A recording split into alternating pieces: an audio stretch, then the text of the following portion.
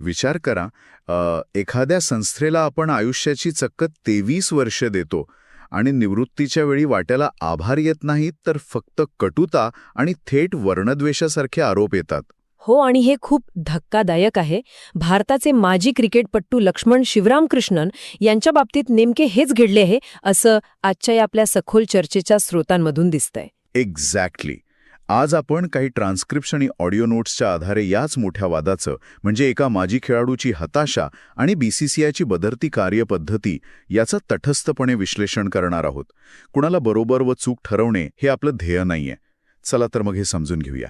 नक्कीच. या प्रकरणाच्या मुळाशी गेल्यास शिवरामकृष्णन यांची मुख्य खंत म्हणजे काय, तर तब्बल 23 वर्ष समालोचन करूनही त्यांना कधीही नाणेफेक म्हणजे तो टॉस असतो ना, तिथे संधी मिळाली नाही. हो, किंवा सामन्यानंतरच्या प्रेझेंटेशनमध्येही नाही. बरोबर. आणि त्यांच्या मते नेहमी नवख्या लोकांना तिथे जाणीवपूर्वक पुढे केले गेले. हे ऐकल्यावर मला ना एका सॉफ्टवेअर इंजिनियरची उपमा आठवते. म्हणजे समजा एका इंजिनियरने 23 वर्ष उत्तम कोडिंग केलं, पण जेव्हा सर्वात मोठ्या क्लायंटसमोर प्रेझेंटेशन देण्याची वेळ येते, तेव्हा बाहेरून आलेल्या एखाद्या स्मार्ट मॅनेजरला पुढे केलं जातं, हो ना? अगदी तेच. त्या जुन्या कर्मचाऱ्याची काय घुसमट होत असेल विचार करा. तुम्ही जी उपमा दिली ती क्रिकेटच्या ब्रॉडकास्टिंग विश्वाला तंतोतंत लागू होते खरं तर. कारण टॉस आणि प्रेझेंटेशन हे केवळ क्रिकेटचे सोपस्कार नसतात. ब्रॉडकास्टरसाठी ते अत्यंत प्रीमियम स्पॉट्स असतात. म्हणजे तिथे कोटी रुपये मोजणारे प्रायोजक असतात. हो, आणि त्यांचे मोठे ब्रँड्स उपस्थित असतात. त्यामुळे त्या वेळेसाठी जागतिक स्तरावर आकर्षक सादरीकरण करणारा आणि प्रायोजकांना हवा तसा चेहरा लागतो. पण एक मिनिट, केवळ अनुभव असूनही जुन्या माणसाला का डावललं जावं? शिवरामकृष्णननी निवृत्तीची घोषणा करताना एक अतिशय जहाल शब्द वापरला. त्यांनी म्हटलं की त्यांच्याकडून वरिष्ठांचा लाळघोटेपणा होऊ शकला नाही.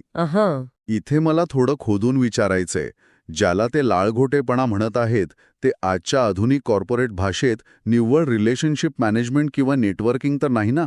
मला वाटतं हा खूप महत्वाचा मुद्दा आहे. कारण बीसीसीआय आता जुन्या पद्धतीची संस्था राहिलेली नाहीये. ती अब्जावधी डॉलर्सची उलाढाल असलेली जागतिक कॉर्पोरेट महासत्ता बनली आहे. नक्कीच. आजच्या व्यावसायिक जगात केवळ तुमचं जुनं कौशल्य पुरेसं नसतं. योग्य ठिकाणी असणं आणि निर्णय घेणाऱ्यांच्या विश्वासातले असणं अत्यंत गरजेचं असतं. म्हणजे जुन्या पिढीला जे लाळघोटेपणा वाटतं ते नव्या संस्कृतीत आवश्यक नेटवर्किंग असू शकतं. एक्झॅक्टली. पण केवळ नेटवर्किंग न जमल्यामुळे एखादी व्यक्ती इतकी टोकाची भूमिका का घेते? कारण हा केवळ कॉर्पोरेट राजकारणाचा मुद्दा राहिला नाहीये. सोशल मीडियावर एका युजरने थेट ब्लॅक लाईव्ह्ज मॅटरचा संदर्भ दिला आणि अरे बापरे, म्हणजे बीसीसीआय सारख्या जागतिक संस्थेवर हा खूप मोठा आरोप आहे. हो, साहजिकच. यामुळे त्यांच्या कार्यपद्धतीवर प्रश्नचिन्ह निर्माण होतं. पण थांबा, जर खरोखरच संस्थात्मक वर्णद्वेष असता तर मग इयान बिशप किंवा मायकल होल्डिंग आणि ब्रायन लारा यांसारखे दिग्गज कृष्णवर्णीय समालोचक तिथे कसे टिकतात? बरोबर. ते तर कायम टॉस आणि प्रेझेंटेशनच्या वेळी दिसतात. त्यांच्यावर तर असा अन्याय होताना दिसत नाही. तिथेच तर त्यांची स्टार व्हॅल्यू आणि जागतिक वलय कामी येतं. जागतिक ब्रॉडकास्टिंग अल्गोरिथम्स आणि प्रायोजकांच्या मागण्या अशा असतात की त्यांना जगभरात लगेच ओळखला जाणारा चेहरा हवा असतो. ब्रायन लारा किंवा यान बिशप यांची ब्रँड व्हॅल्यू इतकी मोठी आहे की कोणत्याही कथित पूर्वग्रहांपेक्षा ती मोठी ठरते. म्हणजे व्यावसायिक फायद्याच्या गणितात त्यांचा रंग दुय्यम आणि स्टार व्हॅल्यू प्रथम क्रमांकावर असते असं म्हणता येईल. अगदी बरोबर. मग इथे अशी शंका येते की स्वतःच्या वाढत्या व्यावसायिक मर्यादा मान्य न करता आल्याने अपयशाचं खापर थेट वर्णद्वेषासारख्या मुद्द्यावर फोडण्याचा हा कोल्ह्याला द्राक्षे आंबट असा प्रकार असू शकतो का? मानवी मानसशास्त्र अनेकदा असेच काम करते. जेव्हा एखादी महाकाय सिस्टीम एखाद्याला नाकारते तेव्हा ती कटुता अशा मोठ्या आरोपांमधून बाहेर पडू शकते. बरोबर आहे. यामुळे संस्था पूर्णपणे निर्दोष ठरत नाही. त्यांच्या अंतर्गत मूल्यमापनात नक्कीच पारदर्शकतेचा अभाव असू शकतो, पण हे आरोप काहीसे एकांगी वाटतात. हेही तितकेच खरे आहे. तर मग या सगळ्यातून काय समजून घ्यायचं आपण?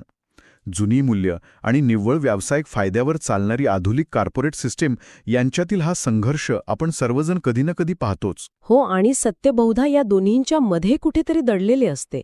ज्ञान तेव्हाच मौल्यवान असते जेव्हा आपण ते वेगवेगळ्या दृष्टिकोनातून तपासतो.